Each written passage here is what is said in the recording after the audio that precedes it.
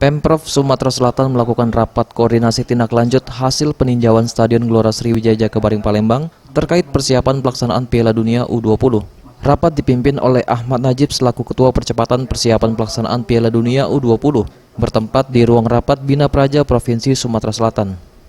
Turut hadir dalam rapat Ketua Asprof PSSI Sumsel Ucok Hidayat, Kadispora Sumsel Ahmad Yusuf, dan seluruh perwakilan OPD terkait.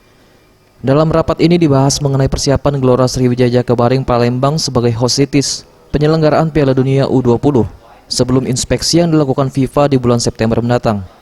Dalam rapat ini dibentuk tim kepanitiaan percepatan pelaksanaan Piala Dunia U20 dan membahas anggaran yang diperlukan sesuai arahan Gubernur Sumatera Selatan setelah hasil peninjauan lalu.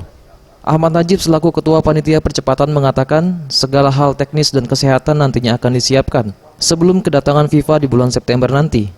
Ahmad Najib juga mengatakan dengan pengalaman yang dimiliki Sumatera Selatan, dirinya yakin GSJ bisa terpilih untuk menjadi host cities Piala Dunia U20 di bulan Mei 2021.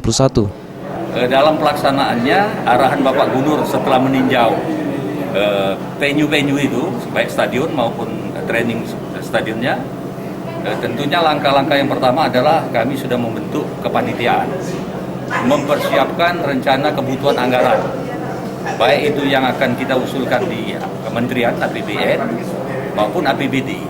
Nah, yang terakhir untuk teknis, kami sudah menyusun kebutuhan anggaran masing-masing, kemudian menyiapkan personil untuk menangani di lapangan, sehingga nanti pelaksanaannya pada saat tim inspeksi datang dari FIFA, diperkirakan bulan September ini, tim itu akan meninjau inspeksi di persiapan venue-venue kita sudah siap. Arahan Pak Gubernur kita siap. Selain itu, dalam rapat ini juga Ucok Hidayat selaku Ketua Asprof PSSI Sumsel mengatakan ada 28 aspek peningkatan renovasi yang dilakukan. Eza PM, Sriwijaya TV.